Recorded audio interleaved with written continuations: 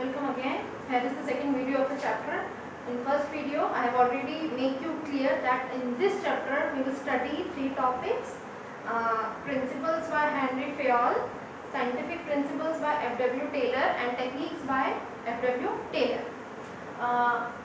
Scientific principles I have already discussed in first video. जो F.W. Taylor ने scientific principles दी थी 4: science, not rule of thumb, harmony not discord, cooperation not individualism, and development of workers to the greatest efficiency and prosperity. अब इस video में हम लाए हैं principles of Henri Fayol. Henry Fayol जो basically थे, he was from mining background. उन्होंने जब अपनी कंपनी ज्वाइन की थी, that was a mining company. At the time of joining that company was insolvent. उस टाइम जो कंपनी थी वो इंसॉल्वेंट हो गई थी. तो इंसॉल्वेंट होने की वजह से जब उन्होंने कंपनी ज्वाइन की तो ही join their first as a mining engineer. उसके बाद उन्होंने एज अ मैनेजर काम किया और मैनेजर काम करने के साथ साथ उन्होंने इन प्रिंसिपल्स की डिस्कवरी की. ये प्रिंसिपल्स जो हम पढ़ने जा रहे हैं इस वीडियो में, we will study the first 7 principles. Next video will discuss the next 7. A total of 14 principles Henri Fayol has discovered, जो हम इस वीडियो में पढ़ेंगे. अब first principle is division of work. Division of work, अब नाम ही बताता है हमें कि हमें वर्क को डिवाइड करना है. वर्क को डिवाइड करना जो होता है वो हम एक पर्सन जो होता है वो पर्टिकुलर फील्ड में जब हम वर्क को डिवाइड करेंगे तो वर्क जो है छोटे छोटे टास्क में डिवाइड होता है. छोटे छोटे टास्क यानी there are many employees in the organization. तो जो वर्क होता है we have to divide the whole task, the whole work in small units, means each task to each employee. इससे क्या होगा, the employee will get expert in that field. वो उस field में स्पेशलाइज हो जाएगा और वो जो है उसकी जो एफिशिएंसी लेवल है वो बढ़ जाएगा. तो वर्क जो है वो डिवाइड करना है हेनरी फेयोल के अकॉर्डिंग. अब वर्क अगर हम डिवाइड करेंगे तो इससे क्या फायदे मिलेंगे. वर्क डिवाइड करेंगे तो एम्प्लॉय का एफिशिएंसी लेवल इंक्रीज होगा और जो उसकी ग्रोथ है वो होगी, वो पर्टिकुलर फील्ड में स्पेशलाइज हो जाएगा एक पर्टिकुलर टाइम के बाद, टाइम लिमिट के बाद. तो इससे क्या होगा, हम उसकी जो एफिशिएंसी जब इंक्रीज होगी तो रिसोर्सेज को वो ज़्यादा यूज़ करेगा, उनको वेस्ट कम करेगा. तो that is all about division of work, कि हमें जो वर्क है, द होल टास्क है, उसको छोटे छोटे यूनिट्स में डिवाइड करना है. इससे जो एम्प्लॉय है he or she will get specialize in that particular field. तो पहला जो है प्रिंसिपल क्लियर हो गया होगा, by a name division of work. Coming to second one, authority and responsibility. अब सेकंड प्रिंसिपल है अथॉरिटी एंड रिस्पांसिबिलिटी. इस प्रिंसिपल को पढ़ने से पहले हम अथॉरिटी और रिस्पांसिबिलिटी का मीनिंग जानने क्या होता है. अथॉरिटी होता है पावर टू टेक डिसीजंस.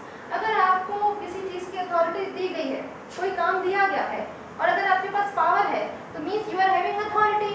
अब काम तो दिया गया है लेकिन काम as a for example you are a superior. अगर आपने सबऑर्डिनेट्स को काम दिया गया है कि आपको 1000 यूनिट्स बनानी है इन 10 डेज, अब उन्होंने 10 दिन में बना के दी आपके सबऑर्डिनेट्स से, तो यू आर सुपीरियर, यानी आपके पास अथॉरिटी है. और जो सबऑर्डिनेट्स हैं उनके पास रिस्पॉन्सिबिलिटी है कि they have to produce 1000 units in 10 days, तो उनके पास रिस्पॉन्सिबिलिटी है. तो सुपीरियर के पास अथॉरिटी है, सबऑर्डिनेट के पास रिस्पॉन्सिबिलिटी है. अब इस प्रिंसिपल में हेनरी फेयोल ने क्या कहा है, ये कहा है कि there must be a balance, there must be a parity between authority and responsibility. इनके बीच में बैलेंस होना चाहिए. बैलेंस कैसे होना चाहिए कि अगर आपके पास अथॉरिटी के एक्सेस है, अगर आपने किसी को ज़्यादा अथॉरिटी दे दी और रिस्पॉन्सिबिलिटी कम दे दी तो इससे क्या होगा, हमारी कंपनी में नेगेटिव रिजल्ट आएंगे. और excess of responsibility without authority will help us to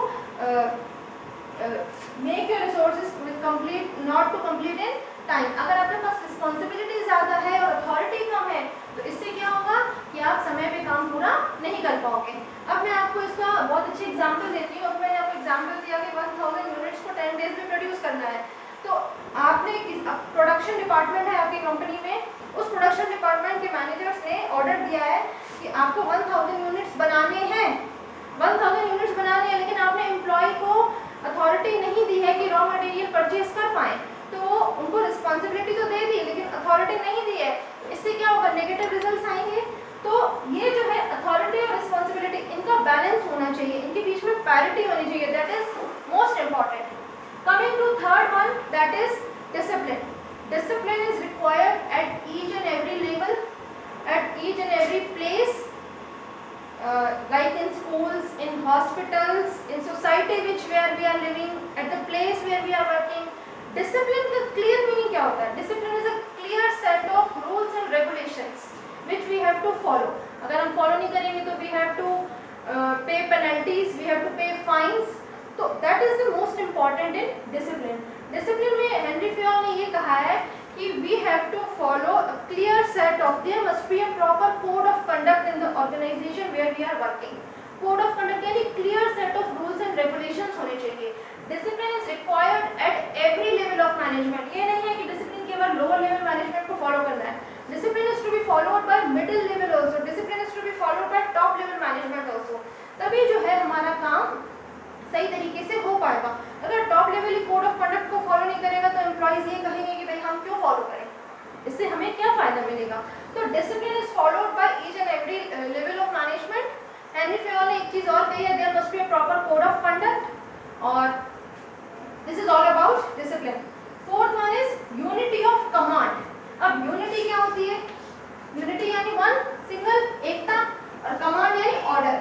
अब इस प्रिंसिपल में हेनरी फ्योल सेड दैट कि an employee should receive order from one boss only. इस प्रिंसिपल में हेनरी फ्योल ने ये बोला है कि एम्प्लॉय जो है उसको हमेशा एक ही बॉस की सुननी चाहिए, या एक ही बॉस की ड्यूटी है कि वो एक एम्प्लॉय को order they. If he or she should receive order from more than one boss, employee के माइंड में क्या होगा? कंफ्यूजन क्रिएट होगी. He will not be able to understand कि whose order is to be executed first, किसके order पे वो काम करे. For example, there are three management workers, three persons of management in a company. अब उन तीन में से दो बंदे ऐसे हैं जो एम्प्लॉयज को ऑर्डर दे रहे हैं. अब एम्प्लॉय के माइंड में ये समझ नहीं आ रहा है तो दोनों मैनेजमेंट के ही, फॉलो दोनों को करना है. कंफ्यूजन हो रही है उसके माइंड में किसके ऑर्डर को पहले एग्जीक्यूट किया जाए. तो ये इस चीज को हमें ध्यान देना है कि we should receive order from one boss only. और मैनेजमेंट का भी ये फर्ज बनता है कि वो हमेशा एक एम्प्लॉय को ही ऑर्डर दे. अगर मल्टीपल बॉसेस के वो ऑर्डर सुनेगा तो his mind will not work and he will not be able to think that whose order is to be executed first. Fifth one is principle of equity. अब यहाँ equity की बात होती है. जब इक्विटी की बात होती है तो हमारे माइंड में सबसे पहली चीज आती है अबाउट आवर सैलरी. अब ऐसा होता है कहीं कि टॉप लेवल मैनेजमेंट में जो वर्क कर रहा है और जो लोअर लेवल का एम्प्लॉय है, लोअर लेवल मैनेजमेंट नहीं, लोअर लेवल का एम्प्लॉय है, उनकी सैलरी ए को नो, ये कभी नहीं होता. तो क्या है इसमें इक्विटी में ये बोला गया है कि there must be a fair, kind and just treatment. जो एम्प्लॉयज के साथ ट्रीटमेंट हो रहा है, जो एम्प्लॉयज के साथ ट्रीटमेंट हो रहा है वो कैसा होना चाहिए? Fair, kind and just. जो टॉप लेवल मैनेजमेंट के वर्कर्स हैं उन एम्प्लॉयज के साथ भी वही ट्रीटमेंट होना चाहिए जो मिडिल लेवल मैनेजमेंट के वर्कर्स हैं, और या फिर उनके जो एम्प्लॉयज हैं, जो उनके सबऑर्डिनेट्स हैं, उनके साथ भी वही ट्रीटमेंट होना चाहिए. तो इसमें ये बोल रहा है हेनरी फ्योल कि हमको जो ट्रीटमेंट होना चाहिए हमारे साथ वो क्या होना चाहिए? Fair, kind and just. ये तीन वर्ड्स आप रिमेंबर कर लीजिए माइंड में. ये इनका मतलब होता है इक्विटी. इक्विटी का मतलब बिल्कुल नहीं होता कि we should get equal amount of salaries. अब इक्विटी क्या होता है? Salary should be given according to the qualification, according to the experience, according to your work. तो ये सब चीजें होती हैं इक्विटी में. अब नेक्स्ट इज इनिशिएटिव. अब इनिशिएटिव का मीनिंग क्या होता है? इनिशिएटिव मतलब होता है स्टेप लेना, एक ऐसा स्टेप लेना जो हमारे लिए हमारे ऑब्जेक्टिव को अचीव करने में हेल्पफुल रहे.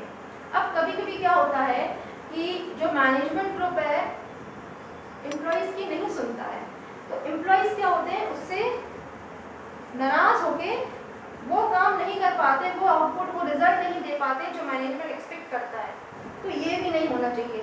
हमें हमेशा अपने एम्प्लॉयज़ को इनिशिएटिव यानी एक स्टेप देना चाहिए कि वो अपने आप आगे आए और अपने जो उनके अंदर कॉन्फिडेंस है, अगर वो श्योर है उस चीज़ से कि इससे रिजल्ट पॉजिटिव आएगा, तो it is the duty of management to listen to the employees, उनको हेल्प करें. लेकिन एम्प्लॉयज़ की भी ये ड्यूटी है कि एक बार जो डिसीजन फाइनल हो गया उसको लेकर के, उस डिसीजन को लेकर के ही काम करना है, हमें बार बार उसको डिस्टर्बेंस नहीं करनी है। इसमें एक चीज और है, employee should never create disobedience. अगर मैनेजमेंट ग्रुप ने उनको हेल्प की है कि वो आगे आए और अपनी बात को रखें, एक बार डिसीजन लेने के बाद employee should never follow the rule of disobedience among the management. So this is all about initiative. And the last principle is stability of tenure. Stability यानी stable रहना, tenure is time period, and personnel is the staff or the employee or the subordinate which is working in the organization. तो एक employ को अगर हम बार बार transfer करेंगे, एक employ को मैंने काम सिखा दिया, अब 3 महीने मुझे लगे उसको काम सिखाने में, और चौथे महीने में ही मैंने उसका ट्रांसफर कर दिया, तो क्या ये सही है? अगर हम बार बार ऐसे एम्प्लॉयज़ को ही काम करवाते रहेंगे, 3 महीने मैंने एक एम्प्लॉय को रखा, मैंने उससे काम करवाया, चौथे महीने में मैंने उसका ट्रांसफर कर दिया, ट्रांसफर करने के बाद उस प्लेस पे कोई नया एम्प्लॉय आया, फिर उसको 3 महीने लगे काम सीखने में, फिर मैंने उसका ट्रांसफर कर दिया। तो ये चीज़ इसमें बोली गई है कि जो एम्प्लॉय है उसका टेन्योर स्टेबल होना चाहिए। स्टेबल यानी जैसे 1.5 years 2 years एक पर्टिकुलर पोजीशन में वो काम करे, काम करने से क्या होगा, उसकी एफिशिएंसी लेवल मैक्सिमाइज होगा, रिसोर्सेज कम वेस्ट करेगा, कम टाइम में वो अच्छे रिसोर्सेज बनाएगा। तो जो टाइम पीरियड होना चाहिए पर्सनल का, दैट शुड बी स्टेबल, ये बोला गया है किसने, हेनरी फेयोल ने। तो इस वीडियो में ये थे हमारे 7 प्रिंसिपल्स जो हमने पढ़े हैं। डिवीजन ऑफ वर्क, वर्क को स्मॉल टास्क में डिवाइड करना है ताकि हम एक पर्टिकुलर फील्ड में स्पेशलाइज हो जाए। Second is authority and responsibility, there must be a balance between authority and responsibility, equal authority के साथ इक्वल रिस्पॉन्सिबिलिटी भी मिलनी चाहिए। Third is discipline, discipline is required at each and every level of management, there must be a proper code of conduct. Next is unity of command, unity, single command order. We should order from only one boss only. We should listen order from one boss. Next is principle of equity. Next उसके बाद आता है initiative. Initiative यानी हमें help करना चाहिए employees को कि वो आगे आए और अपने उनके suggestions को welcome करना चाहिए.